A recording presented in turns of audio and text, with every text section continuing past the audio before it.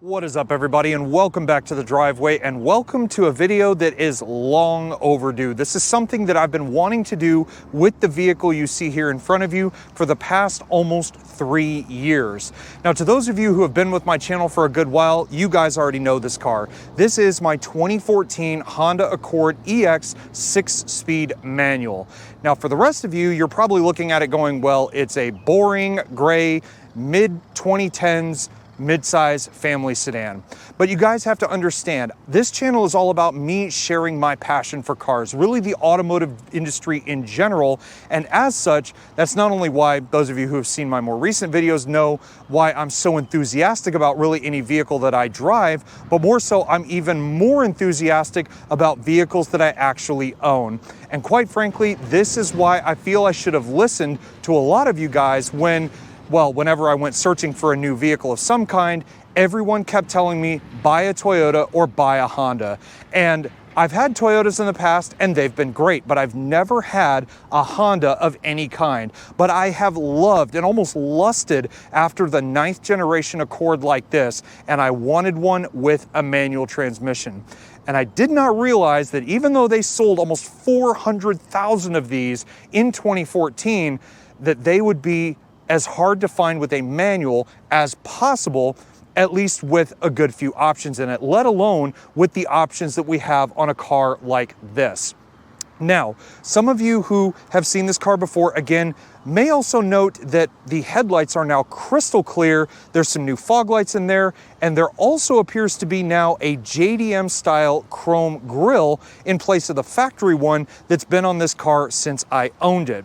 Now, there is a video coming explaining all of that in the future, once I finally can get the time to actually put together all the clips from it. But for now, I honestly think that that part of it really adds a nice little touch to the car, but again, we'll explain more about that in the future. But for those who have never seen one of these, or perhaps never seen this car, I will give you a couple of quick details. So the EX is the mid-level trim. You've got 17-inch alloy wheels. You've got the Honda lane watch system. You've got their advanced keyless access with their push-button start, even with a manual, which is kind of surprising. I did a little bit of digging and come to find out that even though on the EX these normally don't have a spoiler of any kind, whoever owned this car before gave it a factory OEM Honda wing accessory spoiler. And honestly, when I first saw the car, I didn't really like it. I wanted to take it off in favor of the factory lip spoiler, which you might see on something like an Accord Sport. But after a while, in this particular color, this modern steel metallic, I actually think that wing kind of fits this car a lot more than most people will also think. Also, as part of the EX, this has the power sunroof as well. And using that advanced keyless access, we get into the car.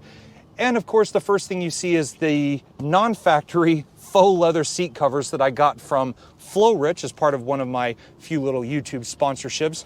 But apart from that, this car has stayed just absolutely as clean as can be, even through the abuse that I've put it through over the past almost 3 years or so. Now, as you can see there in the middle is the all-important 6-speed manual. And guys, I have to tell you, for a mid-size family car, this thing is so much fun to drive. It may only have a K24 Earth Dreams 4-cylinder. It may only have like 180 something horsepower. It may only get 35 miles to the gallon compared to almost 40 that you would get with the CVT version of one of these. But it has just been one of the best cars that I have ever driven, bar none. And I really do mean that.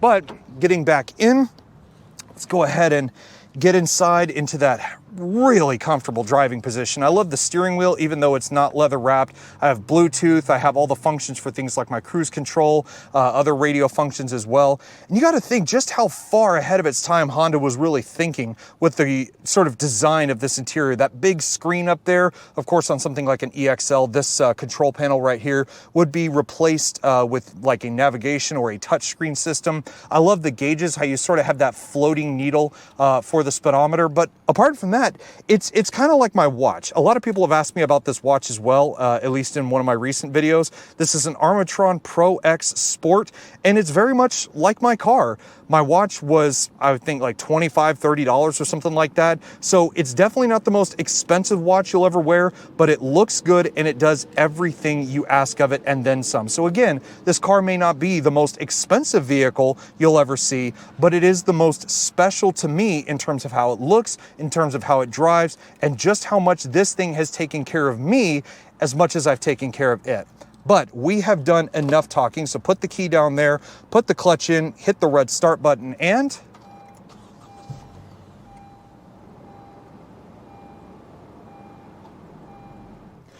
all right, enough gab.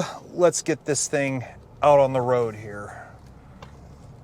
First thing you notice when you start driving, the clutch is incredibly light. It really doesn't feel like it's, you know, spring-loaded or like it's gonna snap back on you real quick. The other thing is just the gear selector itself, or the gear shift, as a lot of people like to call it. It's not as, I wanna say snick like a lot of people would call it.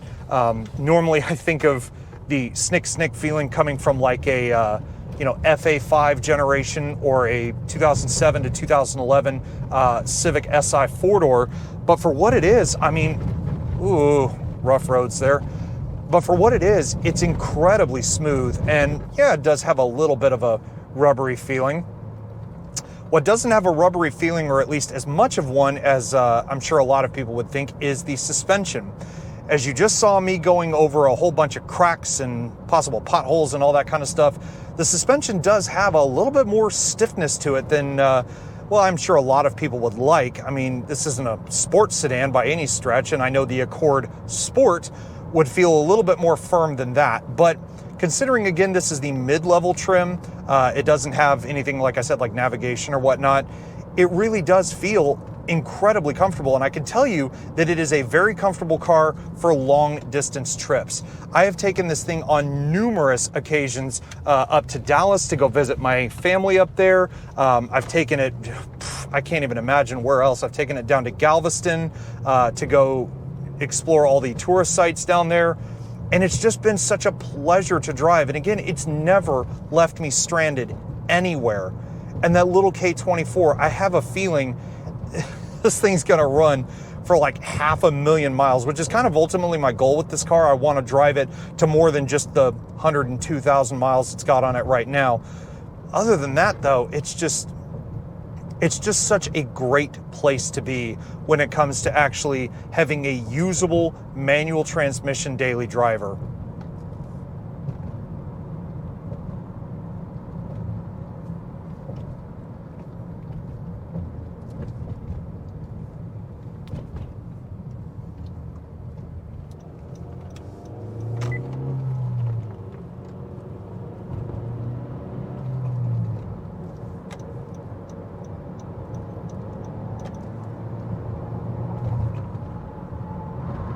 Now, if you're somebody who prefers a more relaxing drive in your midsize family car, well, this doesn't have quite a Lexus or Mercedes or any kind of high-end sort of insulated feeling. You can definitely hear a lot of what's going on around you. And if you don't have, say, the factory sound system playing with your favorite tunes going on, yeah, you will notice that the road noise does get a bit droning. But that also has to do with what tires you put on the car. So for example, I have Michelin Defender 2s on here, which I can't even remember exactly what this car came with from the factory, but regardless of what it did, I know that a lot of people have put some pretty decent tires on these. You know, if you're more into the aftermarket stuff, a lot of people have gone what they call OEM plus. So taking like factory Honda wheels from, say, a newer model and putting it on something like this. Obviously, that's going to increase your chances of suffering a bit more of that NVH factor, the noise, vibration, harshness, and all of that stuff. But in terms of the rest of that part, aside from the noise, the vibration really isn't that bad. Again, the suspension isn't the softest I've ever felt, so it doesn't sort of cushion you as you drive down the road, but it's not sending every little stone, road imperfection and everything up into your spine, let alone just into your rear end. So is it the most comfortable pre-owned mid-sized family car you could buy? No. But is it something that you could easily live with every day and it sort of just kind of blends into the background? Yeah, it is. But things like the steering, for example, it's not exactly what you would call like direct. It doesn't feel as, dynamic or sporty in terms of the way it feels, but it's got enough play in it that it still inspires a little bit of confidence, but you wouldn't want to go taking something like this on the track unless you've put a much more, track-focused suspension under something like this, which I don't know why you'd want to go racing a mid-sized family car with space for 5 that gets over 30 miles to the gallon no matter which way you slice it. But just driving this thing around, again, it's one of the best cars I've ever owned, by far. I mean, sure, it's definitely showing its age. I've had to spend more than most people would probably expect me to spend on a Honda, primarily because this car was serviced by a dealership from the get-go, and I've continued to take it back to a Honda dealership that I trust personally for all of its services. Well, yeah, I mean, I know it's a lot of money to service a car at a dealership to begin with, but still, even at that, taking this car to a Honda dealer is not as expensive as you might think. I mean, it's not going to cost you an arm, leg, maybe one testicle, and probably one of your eyeballs as well, just to keep this thing running normally.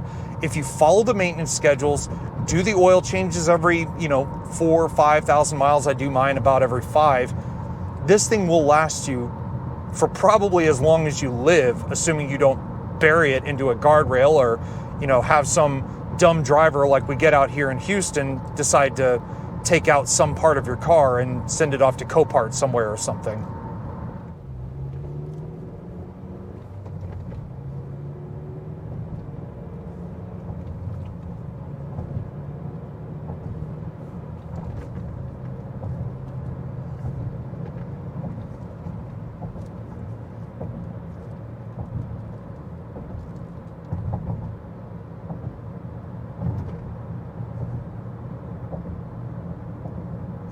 The other thing you'll notice about a car like this is that, like I said, the suspension and steering are not meant to be the most driver-focused assortment that you'll ever find in a car of this size. This car is meant to be, comfortable, relaxing, and just a good thing to use to get back and forth to work, right? But as I drive through these back kind of sweeping roads that go through the quote-unquote wilds of North Houston here, this car kind of inspires just the slightest bit of confidence, and I do mean slight, because it's not like some big roly-poly old 70s machine, but even as you kick it down a couple gears and you go into a pretty sizable corner like this, the steering is definitely soft. There's no getting around that. It's not pinpoint accurate like a sports car, but the more you drive it and the more you get used to it, it really doesn't feel like it's trying to urge you to be more rough with it. The other thing I hear a lot of people say nowadays is, you can't have a manual transmission when you live in a big city like Houston, where at any point during the day there's going to be traffic out the wazoo and blah, blah, blah. Listen, anybody who has ever driven a manual transmission car and understands its dynamics and how you're supposed to treat it and drive it, traffic really isn't that big of an issue. I mean, the only time I could see something like this really becoming a pain in the backside is, well, let's say I hit mid-morning rush hour out here in Houston, all the way downtown, like 20-something miles away from where I'm at right now. Yes, that becomes a bit of a leg ache rather than a ball ache, as a lot of the freaking Brits would love to call it. But nevertheless, I mean, as I'm just approaching all of these cars sitting up here in line, just patiently waiting their turn, or perhaps impatiently, considering how Houstonians like to behave, it's really just not bad at all in terms of just getting up to the traffic line. You just put it in neutral and just coast to a stop. And then when the traffic starts getting going again, put it in the right gear. And again, that clutch is just so light and so easy to use. The gear selector is just a joy. I swear, I still say it to this day, this is the best car I've ever owned. Just as a daily, nothing special, nothing crazy, just the best car I've ever owned in my life. Unfortunately, though, there is one thing that many people who are either experienced in driving a stick or are perhaps interested in learning how to drive a stick shift will realize when it comes to driving one of these. If you opt for the 4-cylinder with the 6-speed manual versus the V6 with the 6-speed, which you could only get in a coupe versus the 4-door, sad face, you will notice that if you don't time the clutch and gear change just right, there is a good bit of rev hang in this little 4-cylinder and its 6-speed gearbox. That's not to say, it's horrible. I've driven cars with way worse rev hang than this. But still, the 10th generation Accords suffered from the same problem. And I was looking at one of those even before I found this car. So to say that this car is completely perfect for everyone, no. And I already knew that going into this. I knew everybody was going to say, oh, it's just a plebeian, 4-cylinder mid-size car. So what? Fact is, it's my plebeian 4-cylinder mid-size family car. That's the end of it. Well, everyone, I certainly hope you've enjoyed this nice little POV test drive, taking my 2014 Honda Accord manual out for a drive. And if you guys do like content like this and you want to see more of it, be sure to give this video a thumbs up, and also while you're at it, hit the subscribe button down below, because I always love the support. I love hearing all of your feedback, both negative and positive. I don't really tend to pay attention to the ugly stuff, but still, I appreciate everybody who has stopped by the channel, whether just to view or whether you've become a subscriber and you want to stick around for the long run. But in any event, guys, I hope you enjoyed the video. I will see you all in the next one. Take care, everybody. Stay safe.